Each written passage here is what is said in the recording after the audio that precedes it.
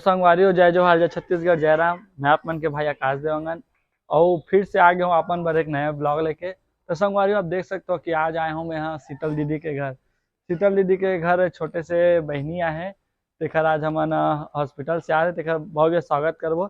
चलो मैं आप मन देखा हूँ, मोर संग में ब्लॉग में बने रहा।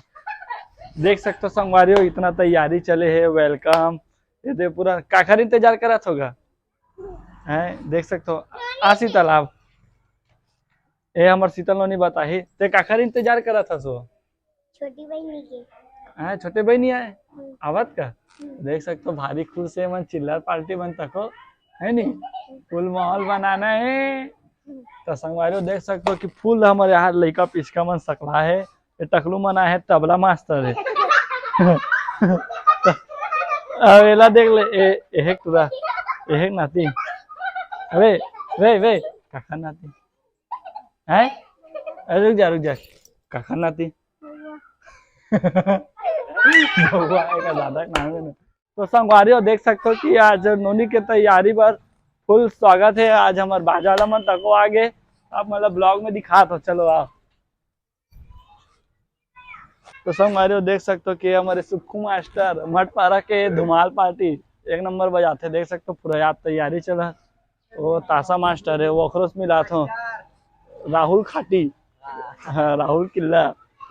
ये ना एक साथ दो काम करते, सवारी तको मारते और क्या बोलते बाजा तको बजाते।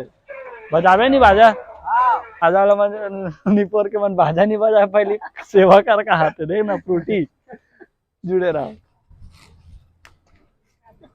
नहीं ये हमारे टीका भाई दुकान है, हमारे लारा डाउन दीपेश।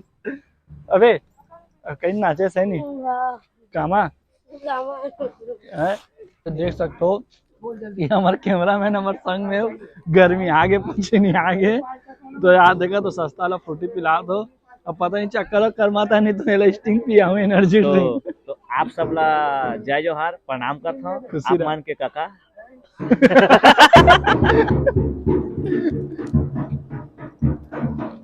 पूरा टीम ला बहुत बधाई, पूरा टीम ला बहुत बहुत बधाई। देख तो टकला फैमिली आपका बहुत बहुत हार्दिक स्वागत करता है। ये जाते हैं हमारे मामा हॉस्पिटल और जाके लेके आते हैं अभी। तो टावेल छूट गएगा काले का भट्टी भट्टी नहीं का हॉस्पिटल जाते तो नहीं मतलब लेके आते, स्वागत है। चलो फिर से जुड़ेगा।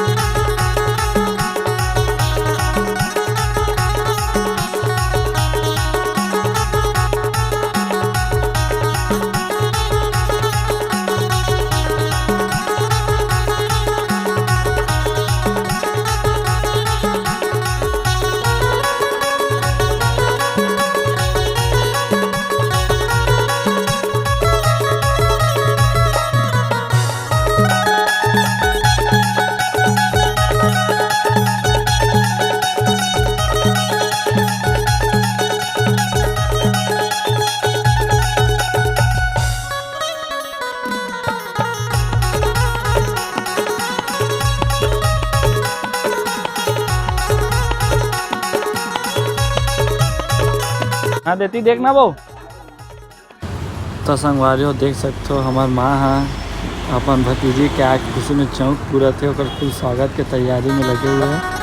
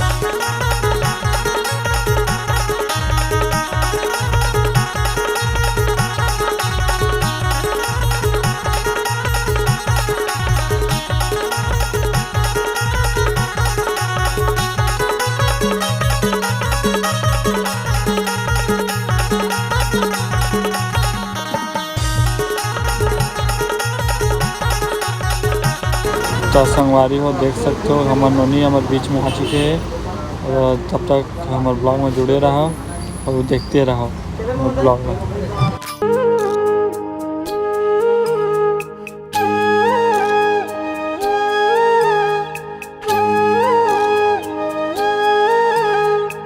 कि हमार नोनी हमारे मन के बीच में आगमन हो चुके हैं, जेकर हमन तैयारी में फुल भिड़े हुए हैं। गली खोपचा में आधे इन्वॉल डाला थे, ये हमारे नोनी आ चुके हैं। तेला मैं आप देखा हूँ हमारे मामी सबो जन आके मामा गेट खोला थे। नोनी घाम है पूरा चरचरावा गरा टाइप के। देखते रहो हमारे ब्लॉग में जुड़े रहो। ये हमारे नोनी इतना वो नहीं यहाँ देखा था मामी वामी सबो जन उठा थे। देखते रहो मज़ा ही हमारे ब्लॉग में। कट घाम है पूरा दिन मान के 12 बजे हुए हैं। हालत ख़राब हो गई गर्मी को, मारे पसीना मन थर थर चुचवा थे।